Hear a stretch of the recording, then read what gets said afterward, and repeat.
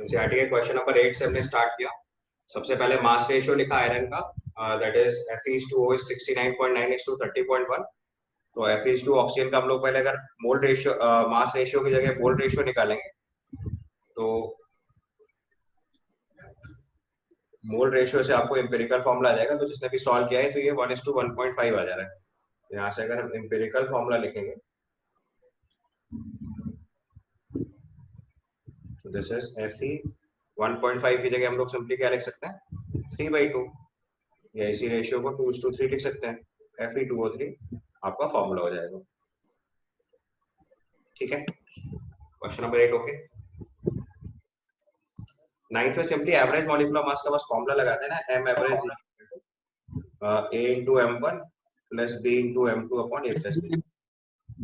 Okay sir, formula लगा दीजिएगा बस आंसर। अब वो थोड़ा सा वैल्यूज इतनी बड़ी टफ लिखी हुई तो आप सिंपलीफाई करके भी लिख लेना, चलेगा, उसमें कोई दिक्कत।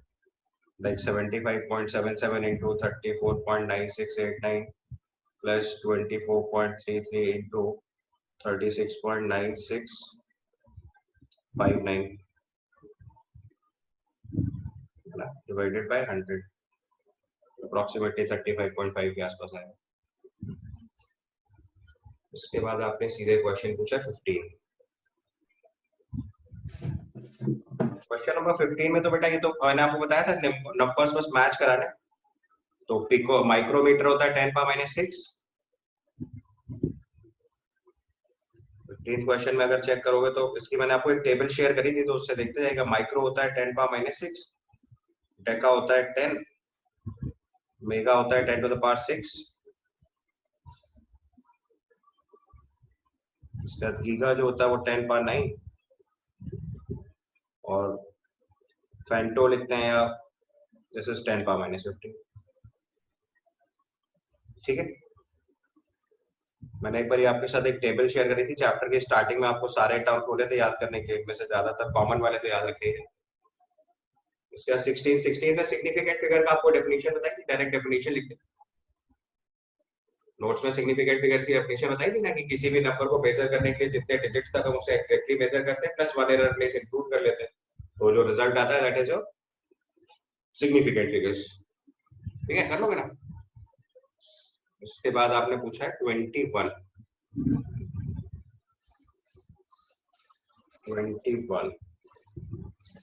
लिखा था following data were obtained for the dinitrogen dioxygen reacts together for the different compounds. तो पहले केस में बचा which law of chemical combinations obeyed by the above experimental data give its result statement. और उसके बाद आपको फिल इन द ब्लैंक्स दे रखा है, तो ब्लैंक्स तो भर लोगे, तो नॉर्मल प्रोसेस है, आपको सिर्फ वैल्यू लिखे देता हूँ।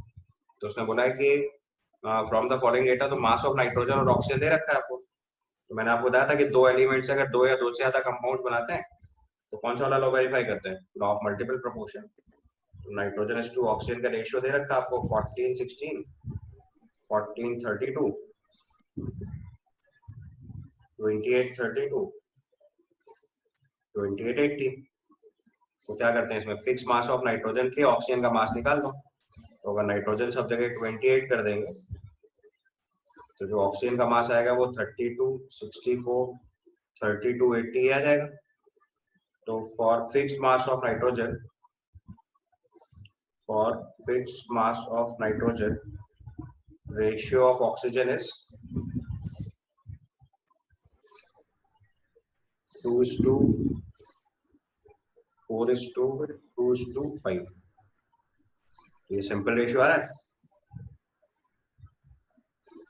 तो किन्हीं दो एलिमेंट से दो या दो से ज्यादा कंपाउंड्स बनते हैं, 2 or more than 2 compounds are formed, then for fixed amount of the substance 1, if ratio of other substances in simple ratio, we'll say law of multiple proportion. Law of multiple proportion.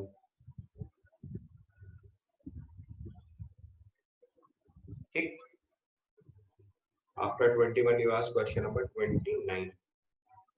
No, 17th second part also.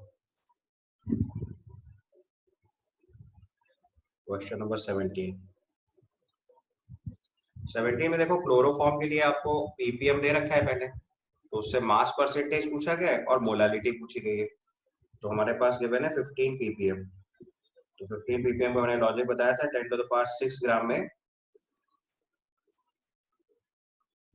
15 gram chloroform हो गया। अब आपको पहले percentage by weight निकालना है। तो percentage by weight का मतलब होता है amount of solute divided by amount of solution into 100. So this is 1.5 into 10 to the power -3। और फिर यहीं से अगर आपको मोलालिटी निकालनी है तो मोलालिटी होता है moles of solute, molecular mass of chloroform है 119.5, ये मोल्स ऑफ सोल्यूट हो गए, upon mass of solvent into 1000। इसको सिंपलीफाई करिए तो आपकी मोलालिटी आ जाएगी। ठीक है, तो मोलालिटी सॉल्व हो के आ जाएगा 1.25 into 10 to the power -4 kg। ppm का मतलब बताया था वो पार्ट्स पर मिलियन, तो 10 पावर 6 पार्ट्स में जितने पार्ट ऑफ सोल्यूट होते हैं उसी से हम लोग वैल्यू लिखते हैं।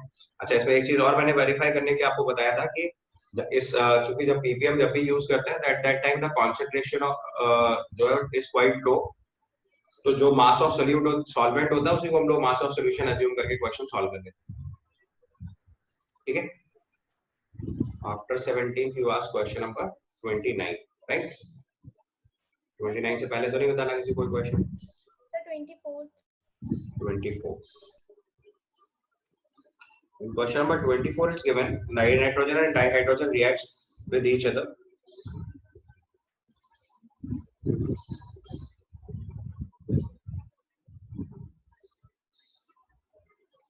So in question number 24 it's given dinitrogen and dihydrogen reacts with each other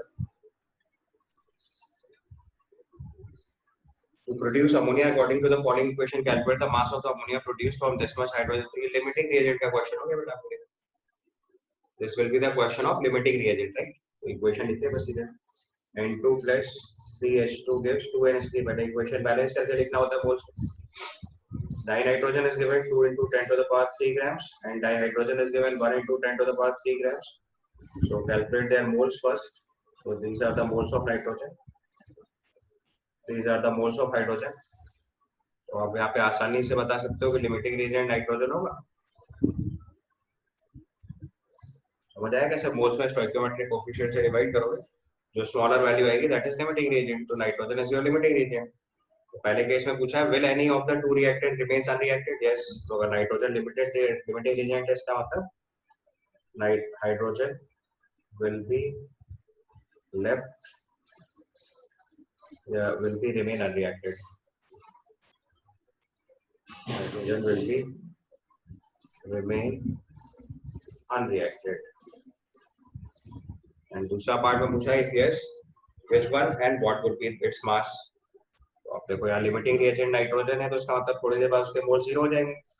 और मैंने स्टोइकियोमेट्री से रेशियो बताया था, ये 1:3 रेशियो में रिएक्ट करेगा।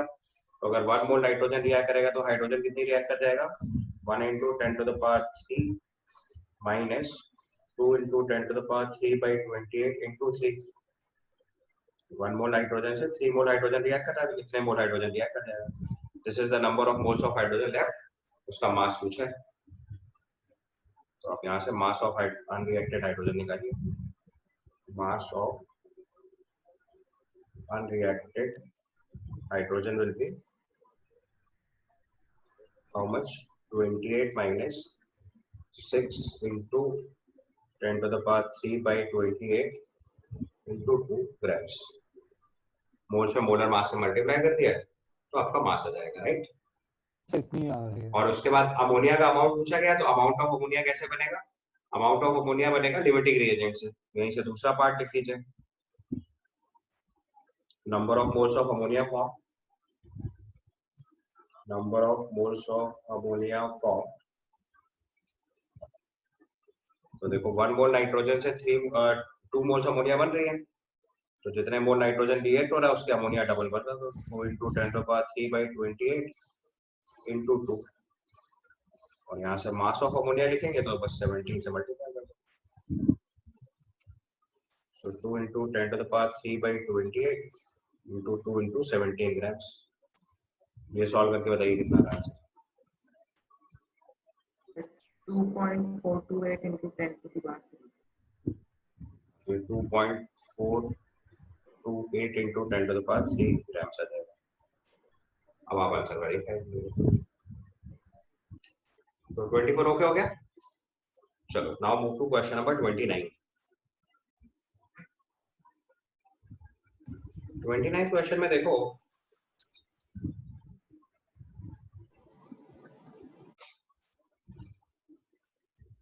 इन क्वेश्चन नंबर 29 जो अपने पास ऑप्शन लिखा है, calculate the molarity of the solution of ethanol in water in which the mole fraction of ethanol is 0.040। तो mole fraction of ethanol is 0.04, तो obviously mole fraction of water will be 0.96। अब देखो इस information से हम molality निकाल सकते हैं। मोलारिटी निकालने के लिए तो डेंसिटी चाहिए होगी, बट आप ध्यान से देखो तो ये सॉल्यूशन एक्सट्रीमली डाइल्यूट है, क्योंकि एथेनॉल तो बस केवल 0.04 मोल है, मैक्सिमम तो वाटर है। तो जो डाइल्यूट एक्वस सॉल्यूशंस होते हैं उसके केस में मोलारिटी इक्वल टू मोलालिटी ले लेते हैं। तो आपको सबसे पहले यहाँ से मोलालिटी निकालनी है, तो right sense 0.96 moles of water contains 0.04 moles of ethanol. Therefore 0.96 into 18 gram of water contains 0.04 moles of ethanol, same value. Therefore 1000 gram water contains, so this becomes 0.04 by 0.96 into 18 into 1000 moles of ethanol. So your molality will be equal to 4000 divided by 96 into 18। इसको पहले simplify करके result बताइए, और फिर मैंने आपको rule बताया कि डाइल्यूट एक्वस सॉल्यूशंस जो होते हैं उनके केस में जो मोलालिटी होती है उसी को मोलारिटी मान लेते हैं। तो दिस इज अप्रॉक्सीमेटली 2.31, Yes. और यहाँ पे नोट बना के पॉइंट लिख लीजिए। For dilute aqueous solutions, for dilute aqueous solutions molality is equal to polarity.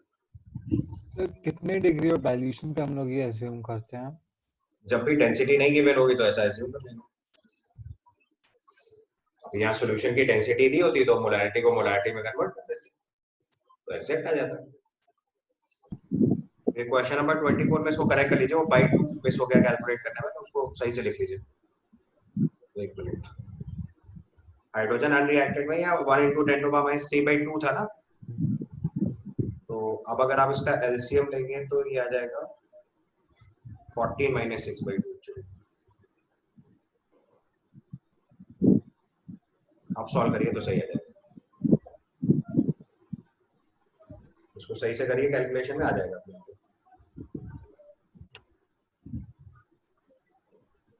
ये 571.5 आ जाएगा, मतलब एग्जैक्ट आंसर लिखेंगे तो ये वैल्यू आएगी 571.4 ग्राम्स। ठीक है, अगला वाला पार्ट सही आ रहा है, मास ऑफ अमोनिया फॉर्म, सही। वो ठीक है ना, 2428 into 10 पावर 3। ओके, तो वो करेक्शन कर लेना, वो बाई 2 बेस हो गया था, 1 into 10 पावर माइनस 3/2 है, उसमें से minus 2 into 10 power 3.28 into 3 subtract कर दें, तो टेक द एलसीएम, तो इट इज 571.4 है। ठीक है, क्वेश्चन नंबर 26 में गैलिस-एक्स लॉ अप्लाई कर लो, वॉल्यूम प्रोपोर्शनल टू मोल्स होता है, तो किसी भी केमिकल इक्वेशन में जो मोल्स की रिएक्शन होती है वो वॉल्यूम के साथ रिएक्शन होती है। तो reaction is hydrogen plus oxygen gas water, उसको बैलेंस कर लो, तो 2H2 plus O2 plus 2H2। इसके बाद आपको इसका 10 वॉल्यूम दे रखा है, यानी 10 लीटर लिख लेते हैं लेट से, या 10 वॉल्यूम ही लिख लो सीधे सीधे। 10 वॉल्यूम ये दे रखा है और 5 वॉल्यूम ऑक्सीजन दे रखा है। अब आपको रिएक्शन में पता है कि इसके 2 वॉल्यूम से इसका 1 वॉल्यूम रिएक्ट करके इसका 2 वॉल्यूम फॉर्म करेगा। ये भी गैसीय स्टेट में है, ये भी गैसीय स्टेट में है, और ये भी गैसीय स्टेट में बोल रहा है। तो 2 वॉल्यूम 1 वॉल्यूम से रिएक्ट करके 2 वॉल्यूम बनाएगा, तो 10 वॉल्यूम 5 वॉल्यूम से रिएक्ट करके 10 वॉल्यूम फॉर्म करेगा। तो इसका आंसर आ जाएगा 10 वॉल्यूम। ठीक,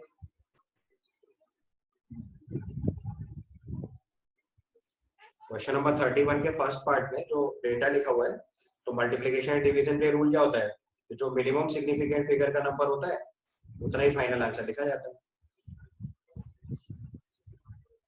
ये मल्टीप्लिकेशन एंड डिवीजन है आपके लिए। अब नंबर ऑफ सिग्निफिकेंट फिगर्स लिख लो हर केस में। इसमें 4 सिग्निफिकेंट होगा, इसमें 5 सिग्निफिकेंट होगा, इसमें 3, इसमें 4। नंबर ऑफ सिग्निफिकेंट फिगर्स लिखो तो इसमें 4 सिग्निफिकेंट फिगर है, इसमें 5 सिग्निफिकेंट फिगर है, इसमें 3 सिग्निफिकेंट फिगर है, इसमें 4 सिग्निफिकेंट फिगर है। तो जो आंसर आएगा वो 3 सिग्निफिकेंट फिगर में लिखेंगे। Answer will be 3 significant figures. Logic समझ में आया? मल्टीप्लिकेशन एंड डिवीजन में जो मिनिमम सिग्निफिकेंट फिगर का रिजल्ट होता है, फाइनल आंसर उतने ही सिग्निफिकेंट फिगर्स में लिखो।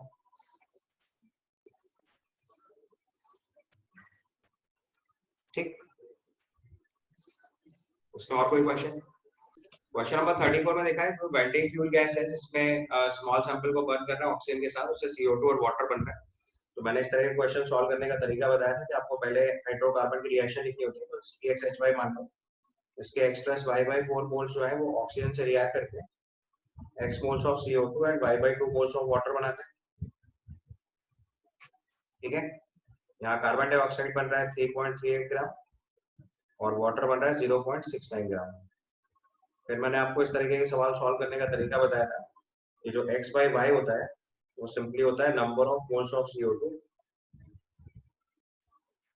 Divided by 2 times number of moles of water. 2 times number of moles of water. और अगर X/Y आ जाएगा तो आपका एम्पिरिकल फॉर्मूला आ जाएगा। ये वैल्यू आ जाएगी 3.38/44 डिवाइडेड बाय 0.69/18 into 2। इसको सॉल्व करेंगे तो शायद 1 आता है। तो यहाँ से एम्पिरिकल फॉर्मूला जो आएगा that will be CH। आता ओके। बस उसके बाद आपको लिखा है 10 लीटर वेल्डिंग गैस का वेट 11.6 ग्राम है। यहाँ से सिंपली लॉजिक लगा दो, सिंस 10 लीटर weighs 11.6 ग्राम, तो 22.4 litre weighs how much? 11.6/10 into 22.4 ग्राम। ये इसका मॉलिक्यूलर मास आ जाएगा। This is approximately 26। तो molecular weight of the gas is 26। फिर आपको तरीका बताया था n निकालने के लिए, molecular weight upon empirical formula weight calculate करते हैं। So this is 26/13 comes out to be 2। Then molecular formula is C2H2। ठीक, so note down this term। So write down accuracy refers to the closeness of the measurement values to the standard known value। Write down accuracy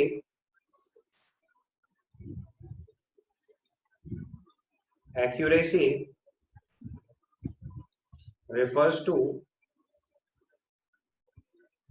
closeness accuracy refers to the closeness of a measurement। Accuracy refers to the closeness of a measured value to the standard or known value।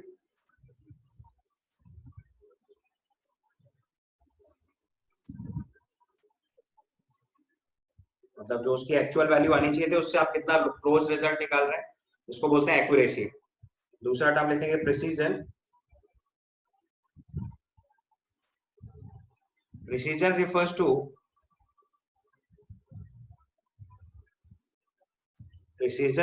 to the closeness of the two precision refers to the closeness of two or more precision refers to the closeness of two or more measurements to each other। Two or more measurements to each other।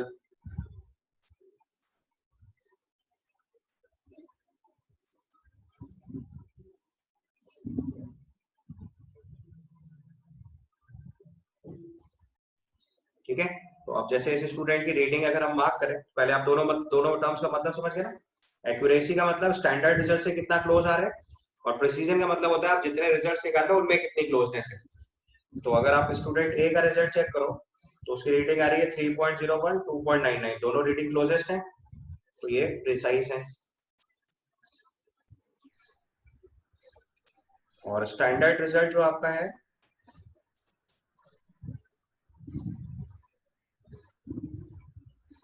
वो आपके लिए 3.00 है, तो ये accurate भी है। तो sir अगर ये जो एक ही रीडिंग्स है अगर वो इतना ही डिफरेंस होता बट 3 से तो देखो सबसे पहले क्वेश्चन नंबर 12 देखना है। उसके बाद क्वेश्चन नंबर 12 लिखा है which of the following statement about the compound is incorrect. पहले केस में लिखा है the molecule of the compound has the atoms of the different elements. तो बिल्कुल सही है, किसी भी कंपाउंड के किसी भी मॉलिक्यूल, अगर कंपाउंड का कोई मॉलिक्यूल लोगे तो उस मॉलिक्यूल के अंदर अलग अलग एलिमेंट्स के एटम्स हो सकते हैं। जैसे वाटर है उसमें हाइड्रोजन ऑक्सीजन है, ठीक है। ग्लूकोज है C6H12O6 उसमें कार्बन हाइड्रोजन ऑक्सीजन है, तो this is possible. Question number 12 के लिए अगर जैसे मान लो आपने कोई कंपाउंड लिया, let's say I take glucose C6H12O6, तो उसमें देखो अलग अलग एलिमेंट्स के एटम्स हैं, कार्बन है, हाइड्रोजन और ऑक्सीजन। तो this is correct. A compound cannot be separated into its constituent elements by physical methods of the separation। ये भी सही है। आप लोगों ने केमिकल चेंज और फिजिकल चेंज सीखा होगा 10th क्लास में। तो कंपाउंड जो है वो केमिकल चेंज के थ्रू बनते हैं। कार्बन हाइड्रोजन और ऑक्सीजन की रिएक्शन होने से अगर केमिकल चेंज होता है तो आफ्टर दैट केमिकल चेंज उन्हें आप सिंपल मेथड से दोबारा रीगेन नहीं कर सकते। ये भी ठीक हो गया। अगले स्टेप में लिखा है compound retains the physical properties of the constituent elements. ये गलत हो गया। केमिकल चेंज के बाद जो कंपाउंड बनता है उसकी फिजिकल प्रॉपर्टीज अपने इनिशियल एलिमेंट जैसी नहीं हो सकती। जैसे वाटर है, वाटर लिक्विड होता है बट वो हाइड्रोजन और ऑक्सीजन से कंबाइन होकर बना हुआ है, दोनों गैसेस थी, तो फिजिकल प्रॉपर्टीज वेरी कर जाएगी। और लास्ट में लिखा था ratio of atoms of different elements in the compound is fixed. ये सही है। अगर आप ग्लूकोज लिखेंगे तो it will be always 6 carbon 12 hydrogen 6 oxygen. तो जो carbon is to hydrogen is to oxygen ratio आएगा दैट विल बी ऑलवेज 6:12:6। अगर रेशियो चेंज कर देंगे तो फिर ये केमिकल चेंज नहीं हुआ। तो carbon is to hydrogen is to oxygen will be always 6:12:6 by mole. और बाय मास लिखेंगे तो वो भी रेशियो निकाल सकते हैं। तो उसका मास परसेंटेज और मोल परसेंटेज दोनों ही फिक्स रहने वाला है। तो ratio of atoms of different elements in a compound is fixed. ये ठीक हो गया, right. Then you ask question number 17। Question number 17 में लिखा है sulphuric acid reacts with the sodium hydroxide as the following equation. When 1 liter of 0.1 m sulfuric acid solution is allowed to react with 1 liter 0.1 m sodium hydroxide solution, the amount of sodium sulfate formed and its molarity in the solution obtained is। तो देखो इस question में सबसे पहले आपको limiting reagent find out करना पड़ेगा क्योंकि दो रिएक्टेंट का केस है। So if I write the equation H2SO4 plus 2NaOH gives Na2SO4 plus water। मैंने आपको कॉन्सेप्ट सिखाया था कि molarity into volume in litres gives you mole. तो ये 0.1 into 1.1 मोल हो गया, और इसका भी आपके लिए 0.1 और 1 लीटर ही दे रखा है, तो ये भी 0.1 मोल हो गया। अब दोनों में स्टोइकियोमेट्रिक कोएफिशिएंट से डिवाइड करोगे तो आपको पता चल गया ये लिमिटिंग रिएजेंट है, राइट। तो अमाउंट ऑफ प्रोडक्ट हमेशा किससे डिसाइड करते हैं? लिमिटिंग रिएजेंट से। तो यहाँ से Na2SO4 कितना बनेगा? 0.1 मोल, 0.1/2 मोल, क्योंकि इसके 2 मोल से इसका 1 मोल बनेगा। तो moles of Na2SO4 formed is 0.01/2 moles. और अगर इसकी मोलारिटी लिखनी है तो मोलारिटी कैसे निकालते हैं? Moles upon volumes. तो अगर हमें यहाँ से मोलारिटी ऑफ Na2SO4 निकालनी है तो molarity of Na2SO4 will be 0.1 moles हो गए 0.1/2 डिवाइडेड बाय टोटल वॉल्यूम कितना हो गया? 2 लीटर्स। तो ये वैल्यू आ जाएगी 0.1/4, सो 0.025 मोल्स पर लीटर। और दूसरा उसने पूछा अमाउंट ऑफ Na2SO4, तो मोलर मास से मल्टीप्लाई कर दो। तो 0.1/2 मॉलिक्यूलर मास बताओ सोडियम सल्फेट का। Molecular mass of sodium sulphate 144 140 148 142 142। Okay, तो उसको मल्टीप्लाई करो तो ये आपका दूसरा आंसर आ जाएगा। 7.1 ग्राम एक आंसर हो गया आपका और मोलरिटी 0.025, तो आंसर इसका 2 and 3 हो जाएगा। ठीक, आफ्टर 79 any other question? वो करेक्ट है। हम लोग 1 AMU को डिफाइन करते हैं, 1 AMU is equal to 1/12 of mass of 1 atom of carbon 12। ठीक है, तो अब ये तो यूनिट है, तो यूनिट डिफाइन करने का कोई एक्सप्लेनेशन थोड़ी ना होता है, हमने कार्बन 12 से उस यूनिट को डिफाइन कर दिया। अगर इसका बहुत सही रीजन लिखना है तो उसका रीजन, इसका परफेक्ट एक्सप्लेनेशन लिखना है तो ये होता है कि कार्बन 12 आइसोटोप जो है ना वो प्योर फॉर्म में मिल जाता है, उसके बहुत ज्यादा आइसोटोप्स का वेरिएशन नहीं होता है, तो इसलिए एक्यूरेट आंसर आता है। ठीक है, carbon 12 isotope is the most abundant isotope of carbon atom and has been chosen as a standard, तो आप इसको both correct statement correct explanation लिख सकते हैं, क्योंकि कार्बन 12 आप सिलेक्ट कर रहे हो ना, क्यों सिलेक्ट कर रहे हो, क्योंकि मोस्ट अबंडेंट एलिमेंट है और उसको स्टैंडर्ड की तरह सिलेक्ट कर रहे हैं, स्टैंडर्ड की तरह सिलेक्ट कर रहे हैं, तो उससे 1/12 ऑफ मास ऑफ कार्बन 12 लिख सकते हो, तो बोथ स्टेटमेंट करेक्ट हो गया। ठीक है ना, कार्बन 12 आइसोटोप जो है, फर्स्ट ऑप्शन इज करेक्ट। आज का आंसर फर्स्ट लिख सकते हैं। बट पीछे 2 दिया हुआ है यस सर। सर। वो देखो थोड़ा लैंग्वेज का प्रॉब्लम रहता है ऐसे क्वेश्चन में, तो उसमें कोई दिक्कत नहीं है, आप इसका आंसर 1 भी लिख सकते हो, क्योंकि अगर बहुत प्रिसाइजली बात बताऊं तो यूनिट डिफाइन तो साइंटिफिक कम्युनिटी ने करा, तो उसको कार्बन 12 सेलेक्ट करा, इसके लिए जरूरी थोड़ी नहीं कि 1 AMU वैसे ही डिफाइन करते हैं, तो 1 AMU डिफाइंड है 1/12 ऑफ कार्बन 12 से, तो यू में से कि दैट इज नॉट एक्सप्लेनेशन, क्योंकि फर्स्ट स्टेटमेंट का कुछ एक्सप्लेनेशन हो ही नहीं सकता अगर ऐसे देखें। अदरवाइज अगर एक्सप्लेनेशन लिखें तो एक्सप्लेनेशन यही है कि हमारे पास जो कार्बन 12 है वो मोस्ट अबंडेंट एलिमेंट है और उसके जो आइसोटोप्स हैं वो प्योर फॉर्म में आसानी से मिल जाते हैं, तो इसलिए हम लोग कार्बन 12 को स्टैंडर्ड की तरह यूज करते हैं। तो ऐसे केस में अगर कहीं कंफ्यूजन होता है कि परफेक्ट एक्सप्लेनेशन नहीं लग रहा होता है, you will prefer to write answer 2, otherwise आप इसका 1 भी लिख दोगे तो ऐसा कुछ प्रॉब्लम नहीं है, दैट इज आल्सो कंसीडर्ड, क्योंकि वो तो लैंग्वेज के ऊपर डिपेंडेंट है, क्योंकि कार्बन 12 को अगर हम स्टैंड, क्योंकि इसमें अगली लाइन लिखी है ना has been chosen as standard, तो has been chosen as standard तो फिर एक्सप्लेनेशन हो गया, अगर पहली बात केवल लिखी होती है तो उस टाइम मानते हैं उसका एक्सप्लेनेशन, तो आप इसका आंसर 1 भी लिख सकते हो, आप इसका आंसर 1 कर दोगे। सर हाँ बेटा, सर आईआईटी में भी इस तरीके के क्वेश्चंस आने लगे हैं ना? आप पहले आते थे, अभी बहुत टाइम से नहीं आ रहा है। Okay sir. अच्छा रीजन, पहले आईटी के पेपर में आते थे बट अभी बहुत टाइम से आईटी में ऐसा क्वेश्चन नहीं है। Then you ask question number 30, Steven calculate the average atomic mass of hydrogen using the following data, A into m1 plus B into m2 upon A plus B लगाना है। 30th question, average atomic mass के लिए A into m1 plus B into m2 upon A plus B ये वाला formula लगाते हैं, वही formula यहाँ पे लगाएं। So this comes out to be 99.985 into 1 plus 0.015 into 2 divided by 100, इसको सॉल्व कर लिया तो एवरेज एटॉमिक मास बेटा डिवाइडेड बाय 3 नहीं, नेचुरल अबंडेंस के परसेंटेज से डिवाइड करते हैं, मोलर मास के सम से थोड़ी डिवाइड करते हैं। A and B are natural percentages, तो 99.985 प्लस 0.05 से डिवाइड करेंगे। अगर आपको ये 100 कंफ्यूज कर रहा है तो आप इसको ऐसे लिखो, this is 99.985 plus 0.015, atomic mass के सम से डिवाइड नहीं करते, we divided by natural abundance percentage. ठीक है, then you ask question number 40,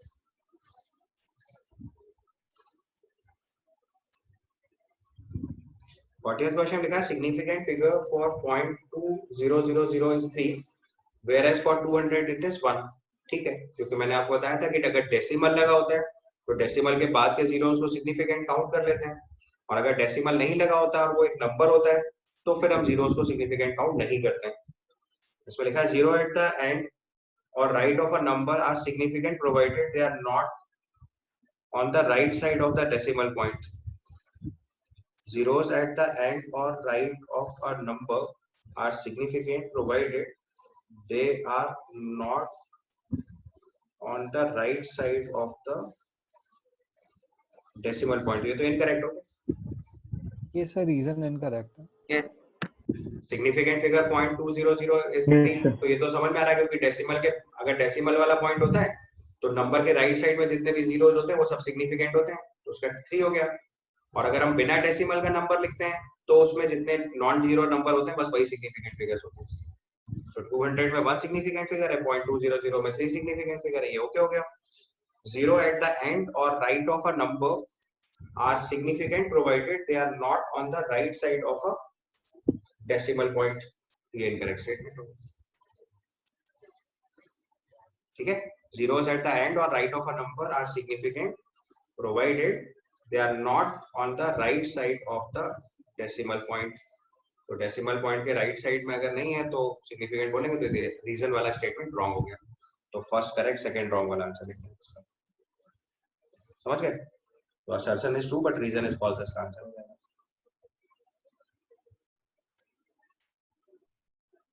ठीक है, और कोई 40 के बाद क्वेश्चन बच रहा है? क्वेश्चन नंबर 42 में दिखा है vessel contains 1.6 gram of dioxygen at STP. STP यहाँ पे देखो अलग से मेंशन कर दिया 273.15 और 1 एटमॉस्फेयर प्रेशर, तो दे हैवंट कंफ्यूज्ड यू। तो ध्यान रखना है कि अगर मेंशन ही कर दिया है तो जो मेंशन है उसी से सॉल्व करेंगे। तो आपको पता है 1 एटमॉस्फेयर 273 केल्विन पे 1 मोल गैस का वॉल्यूम 22.4 लीटर आता है। The gas is now transferred into another vessel at a constant temperature where the pressure becomes half of the original pressure. Then calculate the volume of the new vessel. तो देखो पहले वाले case में आपको पहले volume निकाल लेना है, तो आपकी इक्वेशन लिखेंगे PV is equal to nRT। Pressure आपका दे रखा है 1 atm, वॉल्यूम आपको कैलकुलेट करना है, number of moles is 1.6/32, value of R is 0.082 and the temperature is 273.15। ठीक है, तो यहाँ से वॉल्यूम की वैल्यू आ जाएगी 1.6/32 into 22.4 लीटर्स। इसको सॉल्व करके आप आंसर निकालिए जरा एक बारी, तो 1.12 लीटर आ जाएगा। पहले इतना देख लीजिए। फिर उसने बोला है कि अब उसने क्या करा है कि एक ऐसे वेसल में ट्रांसफर करा है जहाँ पे प्रेशर आधा हो गया है और बाकी पैरामीटर्स उसने कांस्टेंट रखे हुए हैं। ठीक है, तो अगर प्रेशर आधा हो गया है तो प्रेशर हो गया 1/2, वॉल्यूम V1 आपको निकालना है आपकी बार, बाकी सारे पैरामीटर्स तो वही रहेंगे, मोल्स 0.0821 into 273.15। तो यहाँ से V1 की वैल्यू जो हो जाएगी वो कितनी हो जाएगी, double of the V, so this is 2.24 litres. पर हम लोग डायरेक्टली ऐसे नहीं कर सकते कि प्रेशर और वॉल्यूम वो इनवर्सली बिल्कुल अगर आपको गैसीय स्टेट का आइडिया तो बिल्कुल ऐसा कर सकते हैं। अगर आपको पता है कि एनआरटी की वैल्यू कांस्टेंट, तो वी में right pressure is constant, so P1 V1 equal to P2 V2 apply करके भी आप निकाल सकते हैं, बिल्कुल कर सकते हैं, no problem. And the last is asked the number of molecules of dioxygen, तो आपने number of moles of oxygen निकालना है। एक्चुअली में स्कूल एग्जाम में थोड़ा प्रिसाइसली लिखना होता है क्योंकि उनके ना स्टेप्स के नंबर होते हैं, आप ऑब्जेक्टिव फॉर्म में कैसे भी सॉल्व कर दो चलेगा, इसलिए मैं अभी जितने सॉल्यूशन लिख रहा हूँ आपके एनसीईआरटी एग्जाम पे वो वही लिख रहा हूँ जो स्कूल एग्जाम में आपको प्रॉब्लम ना दे। ठीक है, तो अभी नेक्स्ट लिख रहा हूँ मैं, number of moles of oxygen अगर लिखेंगे तो वो आ जाएगा 1.6/32 और फिर नंबर ऑफ मॉलिक्यूल्स पूछा है तो अवोगाड्रो नंबर से मल्टीप्लाई कर दीजिएगा। So number of molecules will be 1.6/32 into Na। अब आप ऐसे भी छोड़ सकते हो बट अच्छा तरीका ये होगा कि आप उसमें अवोगाड्रो नंबर से मल्टीप्लाई करके सॉल्व करके लिखो आंसर। तो अगर इसको सिंपलीफाई करेंगे तो ये 0.05 into 6.023 into 10 to the power 23, 3.01 into 10 to the power 21। तो अगर इसको प्रॉपर प्रिसाइसली सॉल्व करके लिखोगे तो ये चीज एकदम एक्यूरेट आ जाएगी आपकी। So this comes out to be 3.01 into 10 to the power 21। तो ऐसे करना चाहिए। ठीक है, इसे